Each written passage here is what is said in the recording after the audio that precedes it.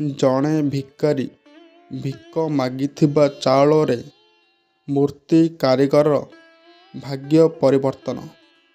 ମଙ୍ଗଳବାର ଦିନ ଚମତ୍କାର। ଜଣେ ଭିକାରୀ ଲୋକମାନଙ୍କୁ ଭିକ ମାଗୁଥାଏ। କିଏ 5 ଟଙ୍କା 10 ଟଙ୍କା ଦିଏ ତ ଆଉ କିଏ ଚାଉଳ ଯୋଡ଼ିଏ ଦିଏ।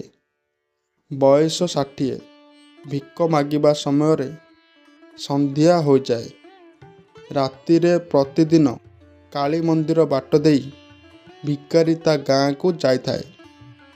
ସବୁଦିନେ ମା କାଳୀଙ୍କୁ ଜଣେଇଥାଏ, ମା, ଯେଉଁମାନେ ମୋତେ ଭିକ ଦେଉଛନ୍ତି ତାଙ୍କୁ ଖୁସିରେ ରଖିବୁ।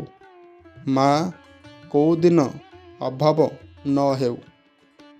ଏମିତି କିଛି ଦିନ ଗଲା ପରେ ଭିକ ମାଗୁଥିବା ଲୋକଟିର ଦେହ ଖରାପ ହେବାରୁ ମା'ଙ୍କୁ ଦର୍ଶନ କରିପାରେନି। ବହୁତ ମନ ଦୁଃଖରେ ରହୁଥାଏ। ଦିନେ ଗରିବ ମୂର୍ତ୍ତି କାରିଗରକୁ ରାତିରେ ସ୍ୱପ୍ନ ହେଲା।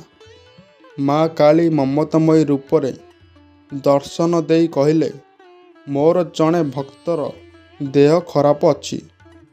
ଭିକ ମାଗେ। ମୋତେ ବହୁତ ମନେ ପକାଉଛି। ମୋର ମୂର୍ତ୍ତି ବନେଇ ତାକୁ ଦେ।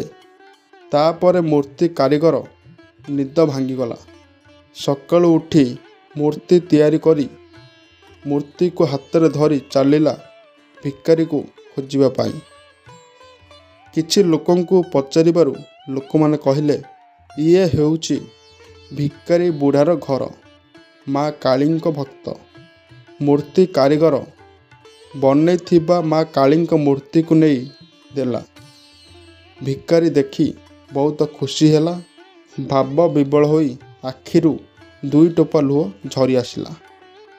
ଭିକାରୀ ତା ବେଗରୁ କିଛି ଚାଉଳ 10 ଟଙ୍କା ଦେଲା। କହିଲା, ମା, ଯାହା ବି ଦୁଃଖ କଷ୍ଟ ଶତ୍ରୁ ଭୟ ଅଛି ଦୂର କରିଦେ। କହି ମୂର୍ତ୍ତି କାରିଗର ହାତରେ ଦେଇଦେଲା। କହିଲା, ନାଲି କପଡ଼ାରେ ବାନ୍ଧି ରଖିବ। କିଛି ଦିନ ପରେ ମୂର୍ତ୍ତି କାରିଗରର ଏମିତି ବେପାର ହେଲା ଯେ ଭାଗ୍ୟ ପରିବର୍ତ୍ତନ ହେଇଗଲା। ଗରିବ ଦୂର ହେଇଗଲା। ଯାହାଠୁ ଧାର ଉଧାର ଆଣିଥିଲା ତାହା ସୁଝିଦେଲା। ଜୟ ମା କାଳୀ।